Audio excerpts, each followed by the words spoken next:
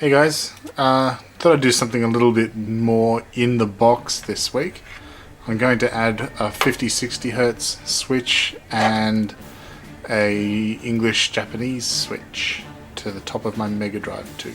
Don't think I need to explain exactly what those are to you guys, you video game geniuses. So I'm going to go right ahead and crack it open. So I'll start by removing the Mega CD adapter plate from the bottom here.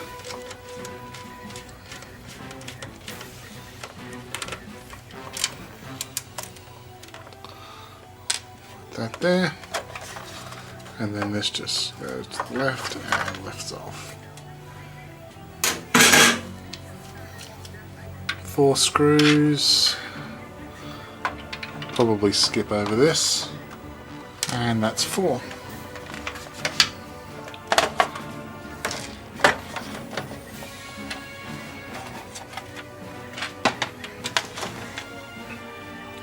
Okay. So here's the RF shield. Have to take out a few more screws, so I'll skip ahead to after having done that.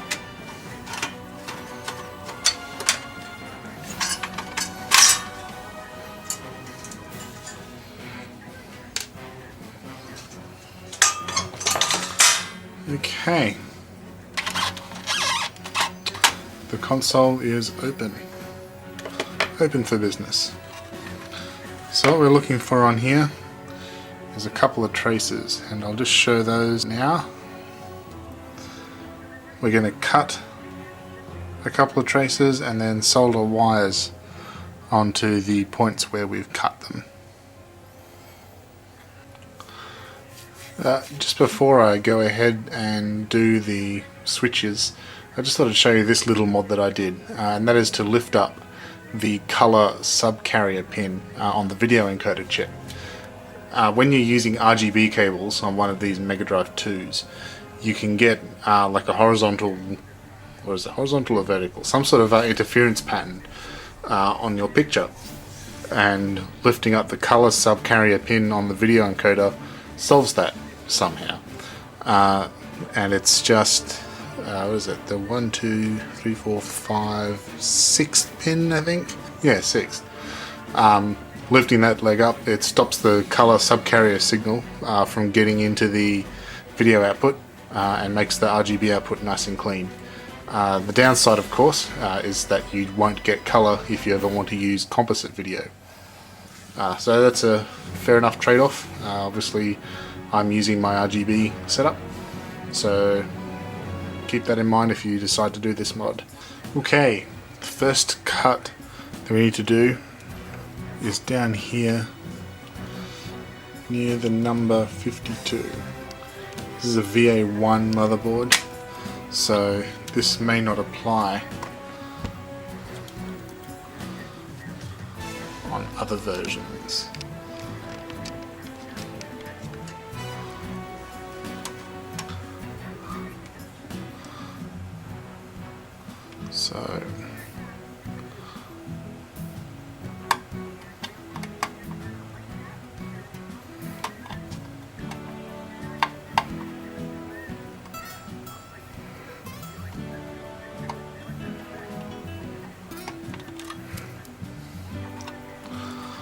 So I'll just scrape away a little more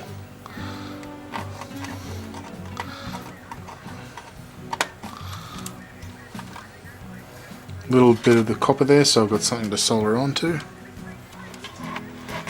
And this pad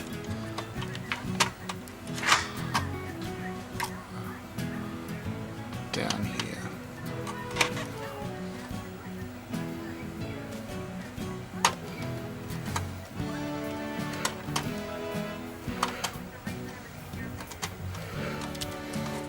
And I'll do a similar thing with the tray, so I'll scrape away a bit of the green coating so we can solder onto it. Scraped away a little bit more than I needed to there by mistake, but we have access to the one that I wanted to. Okay, so I'm just going to apply a little bit of solder to the spot where the wire needs to join on.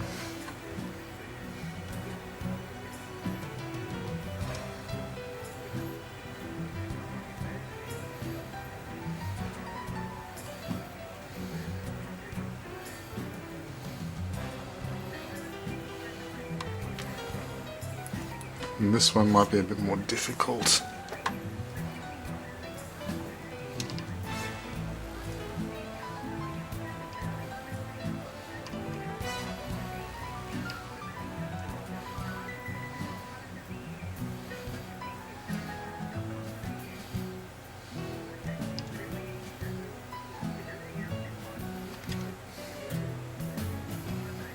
There we go. Alright, we do this as gingerly as possible.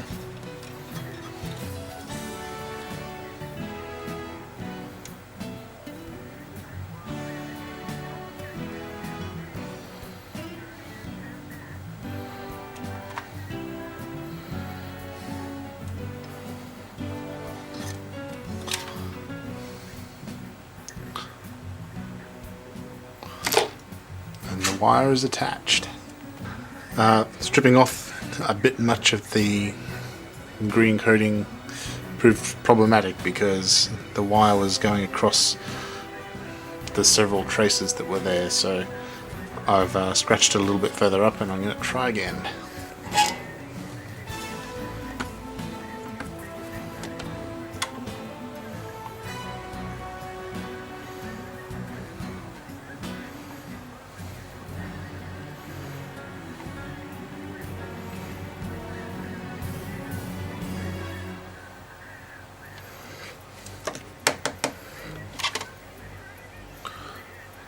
Okay, it's tinned. Let's try and attach our wire.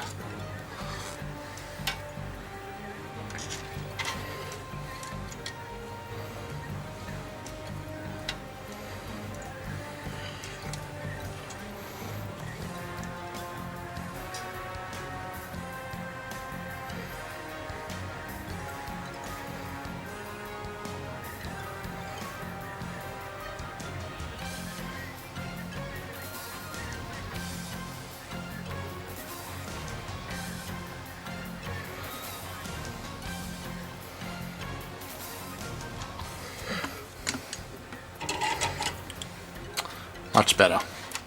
Okay, the next thing we need is a source of 5 volts and a source of ground. Luckily those are available nearby. This side of R12 is a +5, and this little solder pad just to the left of C51 is ground.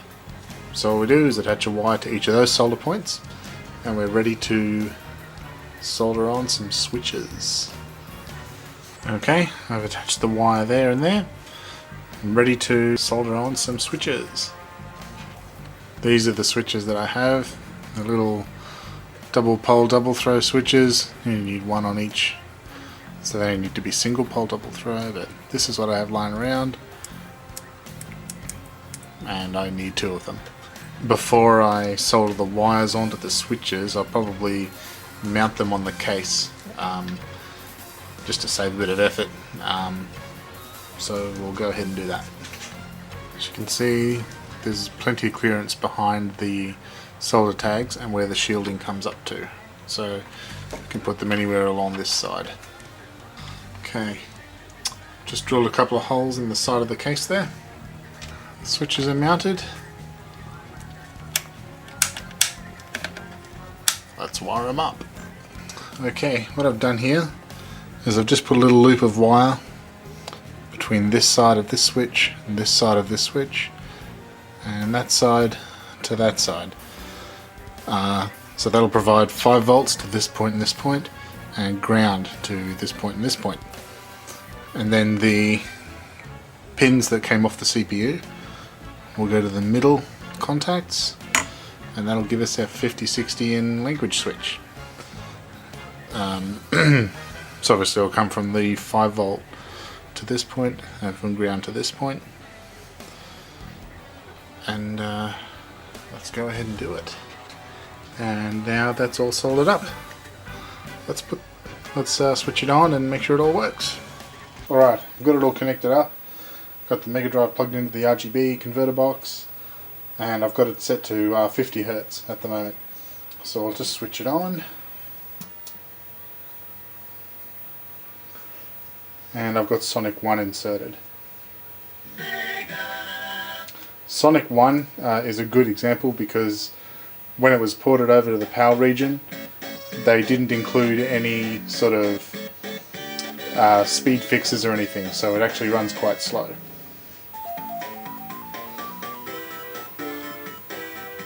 The Green Hill Zone sounds like it's asleep. Now if I turn it over to 60 Hertz,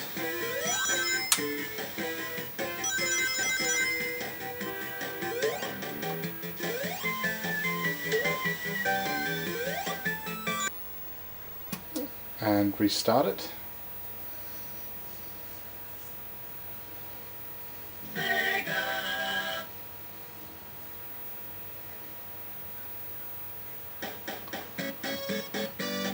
can see that it's much faster now. And this is what it should sound like.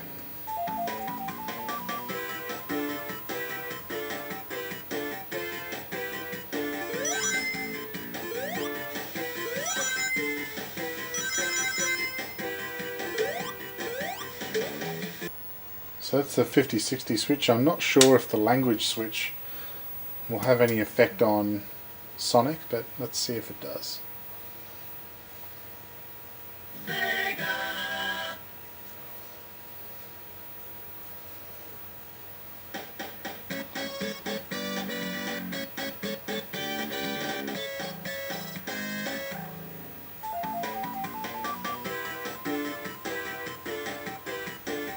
No, no difference.